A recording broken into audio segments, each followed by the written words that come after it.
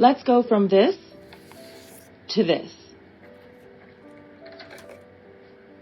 First, you need your ruler, eraser, shading pencils, blending stump, and Q-tips. Make sure your wrist is firm to get accurate shapes and press lightly. To draw the whole face, start with the eye. Use basic shapes to get them more 3D, like the sphere.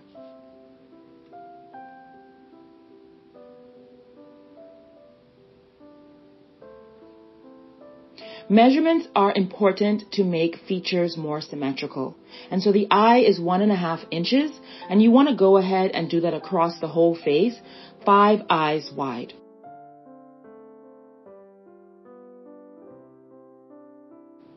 Find the center and draw the next eye. Make sure they're even with the marks you originally made. At the beginning of the eye will be the width of the nose.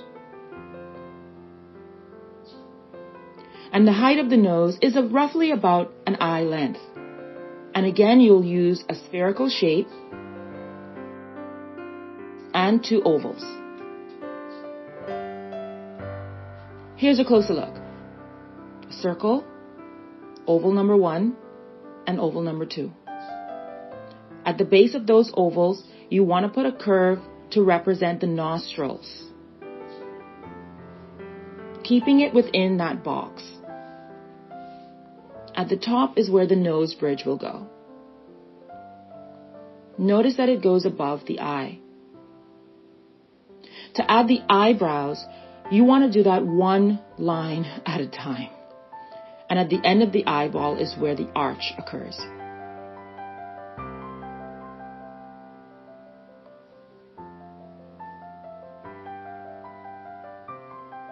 Remember to have your nose bridge leading into the eyebrow. Next, for the mouth. Okay, so that little space underneath the nose is about that wide.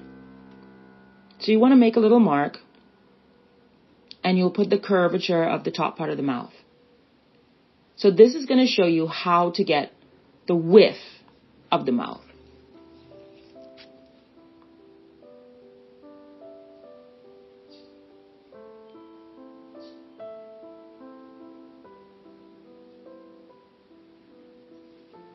So roughly the same size of the nose will be the width of the mouth.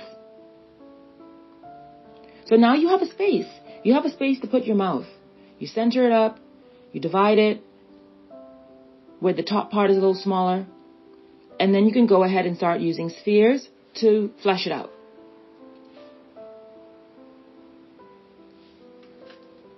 Alright, here's a tip. Mouth shapes have curves, and another curve, typically. Or another way you can look at it is a curve, and an inverted curve. So choose the one that you like the best, and then fill in the space for the mouth with that shape. Make sure that the arch of the top lip lines up with the nostril, typically.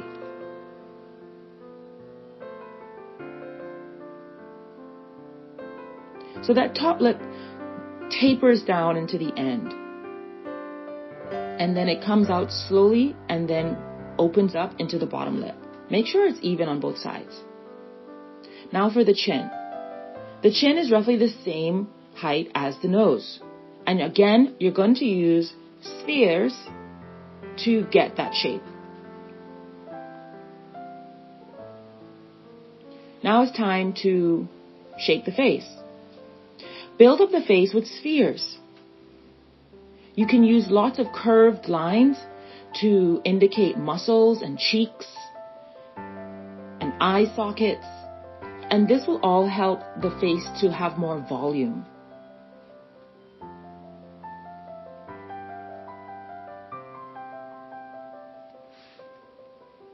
Again, keep your wrist firm and press lightly. Add a few more for the mechanics of the mouth, coming from the nose and coming from the lip. So one there and another one there. All you have to do now is connect it.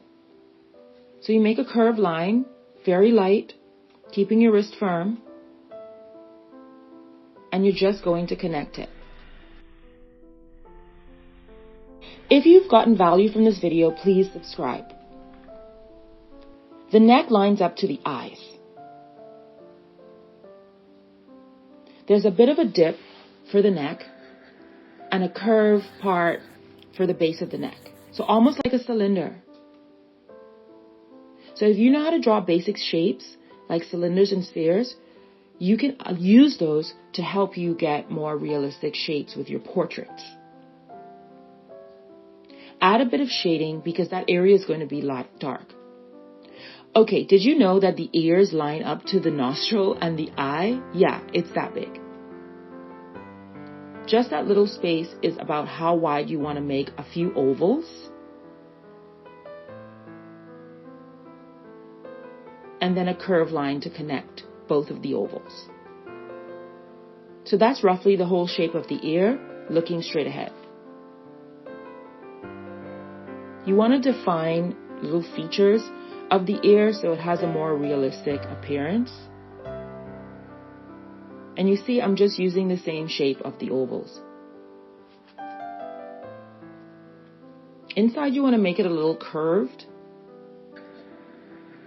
And on the outside there, you want to carve out the side of the face. And the top of the ear and the bottom of the ear are also very important to give a more unique, realistic appearance.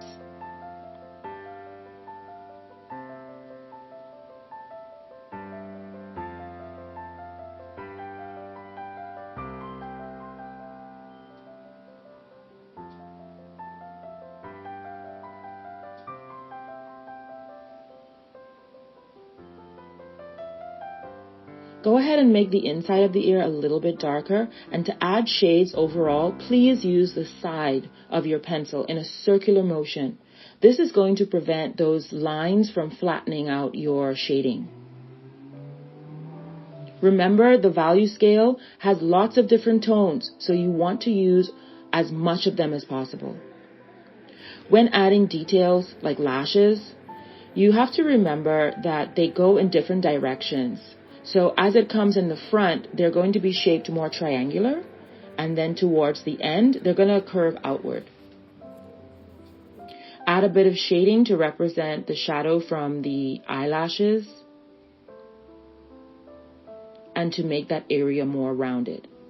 For a highlight, just tap gently with your eraser.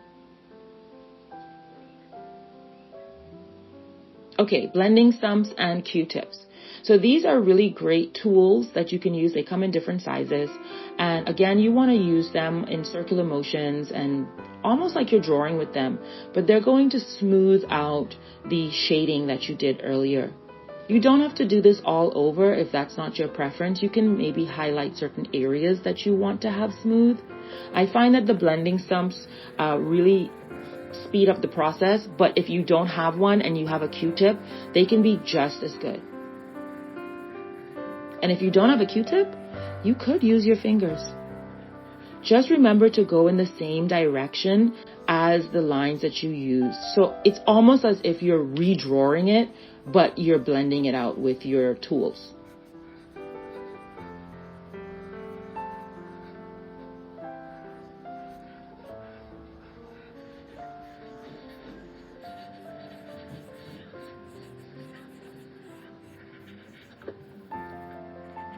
Because the blending stump already has like tones on it, you can almost use it to draw lightly. And remember, just like where the light and the dark meets is where a blend should happen. Okay, the hair. First, you want to have a value as a base coat there. Then you want to add the texture. Now, you're using the tip of the pencil to do whatever texture that you want. It could be straight, it could be curly, it could be really highly texturized, whatever you want to do. To add highlights, use a bit of an eraser. That was a mechanical pencil that I used.